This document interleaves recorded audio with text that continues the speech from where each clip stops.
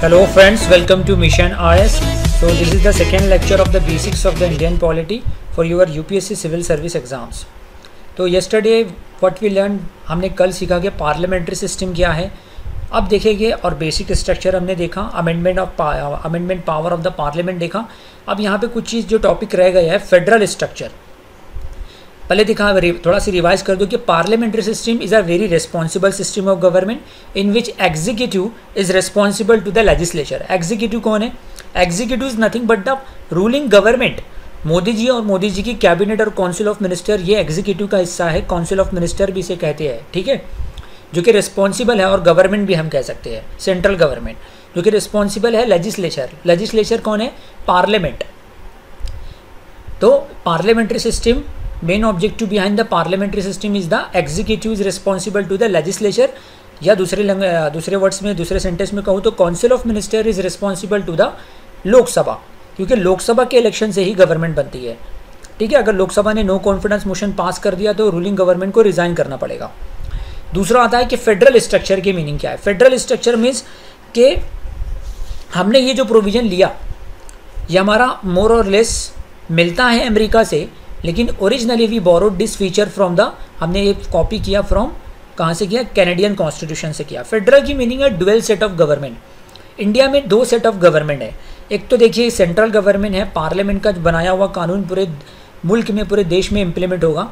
लेकिन हर एक राज्यों में, हर एक स्टेट्स में अगर कोई कानून बनता है तो वो उसके स्पेसिफिक स्टेट्स में ही नाफिज रहेगा, ठीक है. वो स्टेट के बाहर, स्टेट के ज्योग्राफिकल बाउंड्री के बाहर इंप्लीमेंट नहीं किया जा सकता. फॉर एग्जांपल के तौर पे देख लो, महाराष्ट्र में शराब पे पाबंदी नहीं है, गुजरात में है. इंडिया के टोटल 28 रियासतों में से दो राज्य ऐसे हैं, दो स्टेट्स ऐसे हैं, बिहार एंड गुजरात, जिन्होंने शराब के सेलिंग एंड कंजम्पशन पे पाबंदी, प्रोहिबिशन लगा के रखी है, पाबंदी लगा के रखी है. बाकी के स्टेट नहीं लगाए हैं, क्योंकि उनको उनका सोर्सेस ऑफ रेवेन्यू है, उनको उनसे टैक्स मिलता है, ठीक है. तो हर एक राज्य, हर एक रियासत को ये खुद मुख्तार, ये ऑटोनॉमी दी गई है कि वो स्टेट्स के लिए कानून बना सके. Basic structure of the constitution in short बता दूं कि वो है कि राइट नाउ पार्लियामेंट या रूलिंग गवर्नमेंट किसी भी, हमारे कॉन्स्टिट्यूशन, हमारे दस्तूर में किसी भी चीज़ में तब्दीली कर सकती है. इवन के फंडामेंटल राइट में भी तब्दीली कर सकती है. अमेंडमेंट यानी कि तब्दीली, चेंज, ठीक है, अमेंडमेंट कर सकती है. एक्सेप्ट, सिर्फ अगर तब्दीली नहीं करेगी तो basic structure of the Indian constitution. Basic structure एक लिस्ट है पूरी, ठीक है, जो कि 1973 केशवानंद भारती के जजमेंट के तहत दी गई. जैसे कि secular character is the basic feature of the Indian constitution. Schedules of the Indian constitution है क्या, कि बेसिक्स बता दूं कि हमारे जो कॉन्स्टिट्यूशन में टोटल 12 स्केड्यूल्स हैं, ठीक है. ओरिजिनली जब हमारा कॉन्स्टिट्यूशन बन के तैयार हुआ 1950 को, 26 जनवरी 1950 को इम्प्लीमेंट किया गया, तब उसमें 8 स्केड्यूल्स थे, टोटल 8 थे, ठीक है. लेकिन आज की तारीख में 12 है. तो ये जो 4 ऐड हुए, ये कॉन्स्टिट्यूशनल अमेंडमेंट एक्ट के जरिए डाले गए, ठीक है. अमेंडमेंट पावर, अमेंडमेंट वापस कह दो, अमेंडमेंट मतलब अमेंडमेंट यानी कि तब्दीली, चेंज, बदलाव, परिवर्तन. Power of the parliament, power of the parliament मतलब रूलिंग गवर्नमेंट चाहे तो बिल पास कर दे संविधान को तब्दील करने का, ठीक है. अभी तक के टोटल 2021 तक, 1951 से लेके 2021 तक के टोटल 105 कॉन्स्टिट्यूशनल अमेंडमेंट हो चुके हैं, 105, ठीक है.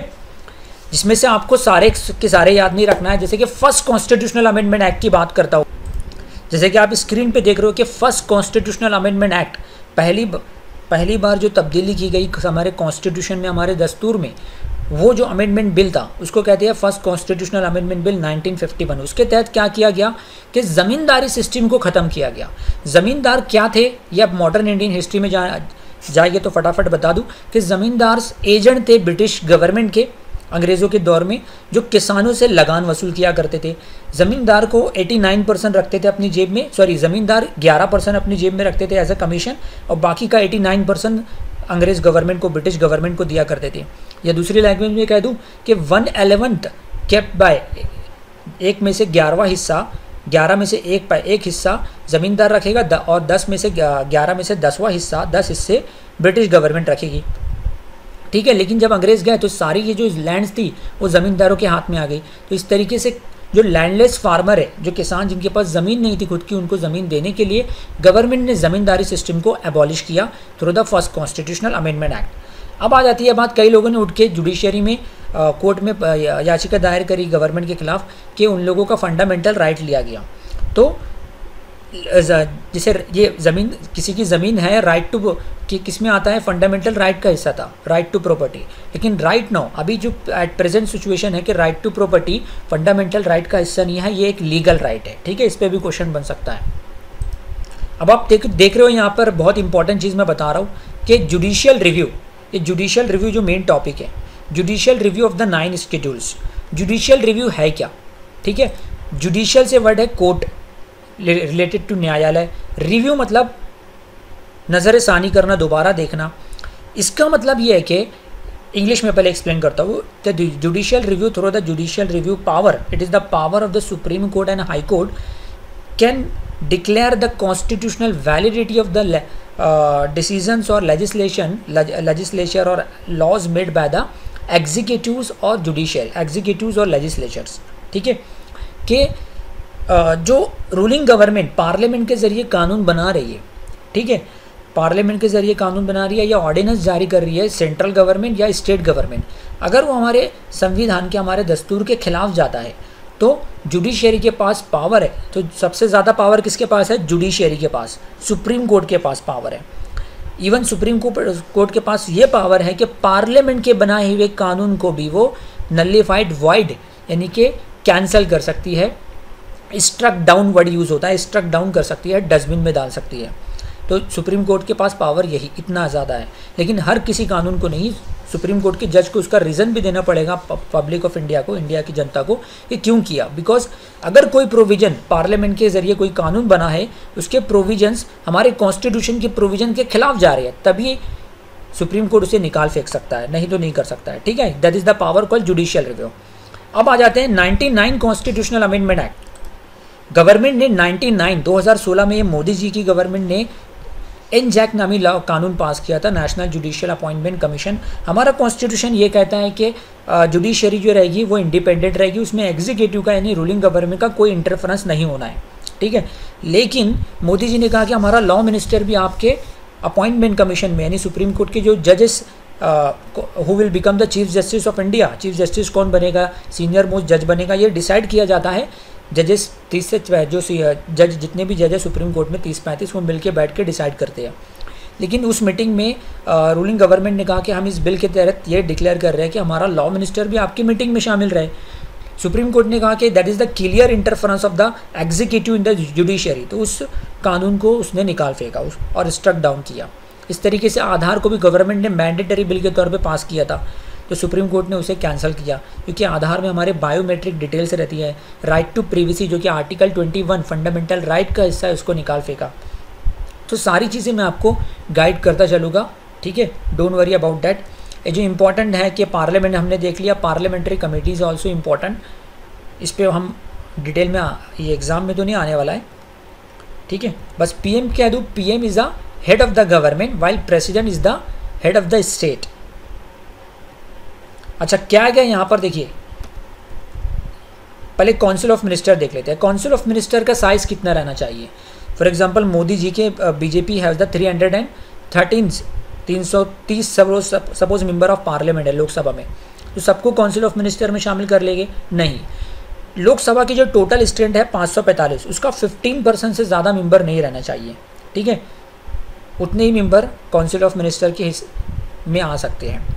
Not more than 15% of the total membership of the house, चाहे वो यही कायदा, यही रूल्स स्टेट लेजिस्लेचर, स्टेट विधानसभा पे भी इम्प्लीमेंट होता है। क्या क्या है यहाँ पर? क्या CAG, comptroller and auditor general of India. इनका काम यह है कि गवर्नमेंट जो पैसे खर्चे कर रही है, आम जनता के टैक्सेस के ज़रिए जो पैसे कलेक्ट हो रहे हैं, वो सही मानों में ट्रांसपेरेंसी, शफाफियत मैनर में खर्चा हुआ है कि नहीं, कहीं इसमें करप्शन तो नहीं हुआ है। तो ये सारी रिपोर्ट कैग डिक्लेयर करता है। कैग को इन शॉर्ट कह दूँ कि it is the accountant of the central government.